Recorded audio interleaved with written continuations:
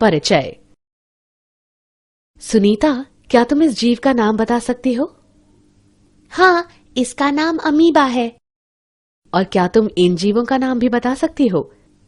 हाँ, पहला एक पेड़ है और दूसरा एक डायनासोर है। बहुत अच्छे। अब इन प्राणियों को पहचानो। ये सर्प, गरुड़ और डॉल्फिन है। सुनीता, क्या तुम्हें पता है कि करोड़ों वर्ष पहले पृथ्वी पर जीवन कैसा था और कैसे अनेक प्रकार के जीव आद्य पृथ्वी से प्रकट हुए? नहीं। हाँ, मैं तुम्हें समझाती हूँ कि करोड़ों वर्ष पहले पृथ्वी पर क्या हुआ और सभी जीवों, डायनासोर, अमीबा, पौधे और अन्य जीव जंतुओं का विकास कैसे हुआ। उद्देश्य। इस पाठ के अंत में आप निम्न करने में सक्षम हो जाएंगे: बिग बैंग सिद्धांत को समझना, आपेरन और हाल्डेन द्वारा प्रस्तावित सिद्धांत को सिद्ध करने के लिए मिलर के प्रयोग को समझना, जीवन स्वरूप के विकास को समझना, विकास के विभिन्न प्रमाणों की पहचान करना, तुल्य रूप और समजात संरचनाओं के बीच अंतर की पहचान करना, अनुकूली विकिरण की अवधारणा को समझना। बिग बैंग सिद्धांत। बिग बैंग सिद्धांत ये बताता है कि ब्रह्मांड की शुरुआत में क्या हुआ। इस सिद्धांत के अनुसार एक महाविस्फोट से ब्रह्मांड का विस्तार हुआ। इस प्रकार तापमान में कमी आई। कुछ समय बाद हाइड्रोजन और हीलियम गैस से बनी, उसके बाद अन्य गैसों का निर्माण हुआ। ये गैसें गुरुत्वाकर्षण के कारण संघनीभूत हुईं और आकाश गंगाओं का गठन हुआ। मिल्की वे आकाश गंगा के सौर मंडल में पृथ्वी की रचना 4.5 बिलियन 450 करोड़ वर्ष पूर्व हुई थी। पृथ्वी के वायुमंडल का निर्माण। प्रारंभिक अवस्था में पृथ्वी पर वायुमंडल नहीं था। पृथ्वी की सतह गलित पदार्थों से निर्मुक्त हुई जल वाष्प, मीथेन, कार्बन डाइऑक्साइड तथा अमोनिया द्वारा ढकी थी। सूर्य से आने वाली पराबैंगनी किरणों ने पानी को हाइड्रोजन और ऑक्सीजन में विखंडित कर दिया। ऑक्सीजन ने अमोनिया और मीथेन के साथ मिलकर जल और कार्बन डाइऑक्साइड की रचना की। परिणाम स्वरूप ओजोन परत का गठन हुआ। जब तापमान कम हुआ तो जल वाष्प बरसात के रूप में बरसे और महासागरों की रचना हुई। पृथ्वी की उत्पत्ति के लगभग 500 मिलियन वर्ष बाद जीवन प्रकट हुआ। स्वतः जनन का सिद्धांत। पूर्व ग्रीक विचारकों के अनुसार स्पोर नामक जीवन की इकाई विभिन्न ग्रहों में स्थानांतरित हुई। लुई पाश्चर ने प्रायोगिक रूप से ये प्रदर्शित किया कि जीवन पहले से विद्यमान जीवन से ही निकलकर आता है। ये स्वतः जनन नामक सिद्धांत था। उन्होंने अपने सिद्धांत को निम्नानुसार सिद्ध करने के लिए 2 फ्लास्कों का उपयोग किया। जीवन की उत्पत्ति का आपेरन हाल्डेन सिद्धांत। आपेरन और हाल्डेन के अनुसार रासायनिक विकास के बाद जीवन का निर्माण हुआ। जीवन का विकास महासागरों में हुआ जब वायुमंडल में H2, H2O, NH3, CH4 और CO2 की कमी थी, लेकिन मुक्त O2 नहीं थी। कार्बनिक यौगिक पराबैंगनी प्रकाश ऊर्जा द्वारा गैर जैविक रूप में संश्लेषित किए गए। बिना मुक्त O2 के उनका ऑक्सीकरण किया गया। ये कार्बनिक अणु स्थिर होकर गर्म तनु शोरबे में संचित हो गए। इन अणुओं ने नष्ट होने से बचने के लिए अपने चारों ओर एक झिल्ली का निर्माण किया। ऐसे कोशिकांगों ने रसायनों का अवशेषण, वृद्धि, विभाजन किया और अपने चारों ओर मौजूद कार्बनिक अणुओं के किण्वन द्वारा ऊर्जा प्राप्त की।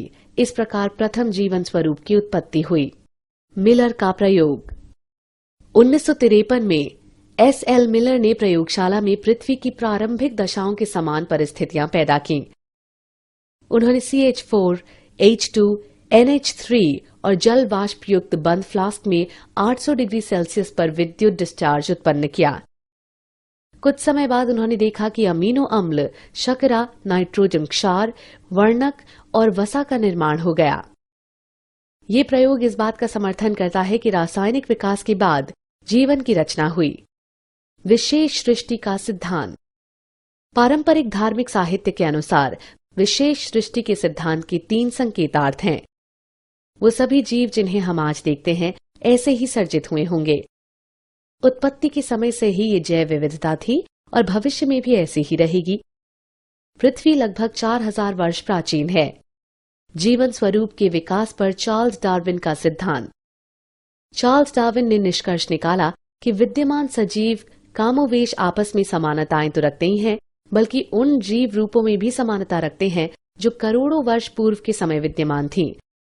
उन्होंने बताया कि प्रत्येक जीव संख्या के लक्षणों में विभिन्नता निहित होती है, जो कुछ जीवों को प्राकृतिक दशाओं में अच्छी तरह से जीवित रहने में सक्षम बनाती है।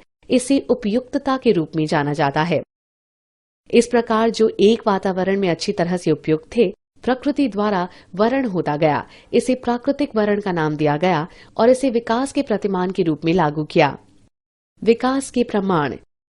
पृथ्वी पर जीवन स्वरूप के विकास के समर्थन में प्रमाण जीवाश्म के अध्ययन तथा विभिन्न जीवन स्वरूपों की तुलनात्मक शारीरिकी और आकारिकी से सामने आए। जीवाश्म। जीवाश्म चट्टानों में पाए जाने वाले जीवन स्वरूपों के कठोर भागों के अवशेष हैं। जीवाश्म युक्त विभिन्न आयु की चट्टानों की तलछट के अध्ययन से ये पता चलता है कि समय समय पर जीवन के रूप बदलते रहते हैं और कुछ जीवन रूप विशेष भूवैज्ञानिक काल तक ही सीमित रहे। ऐसे प्रमाण पुराजीवी प्रमाण कहलाते हैं। समजात संरचनाएं। जब समान संरचनाएं विभिन्न जरूरतों के अनुकूलन के कारण भिन्न भिन्न दिशाओं के साथ विकसित होती हैं, तो ये अपसारी विकास कहलाता है। ऐसी संरचनाएं समजात संरचनाएं कहलाती हैं। उदाहरण बोगनविलिया एवं क्यूकरबिटा के क्रमशः कांटे एवं प्रतान। तुल्य रूप संरचनाएं। जब विभिन्न संरचनाएं समान कार्यों के लिए विकसित होती हैं, तो ये अभिसारी विकास कहलाता है।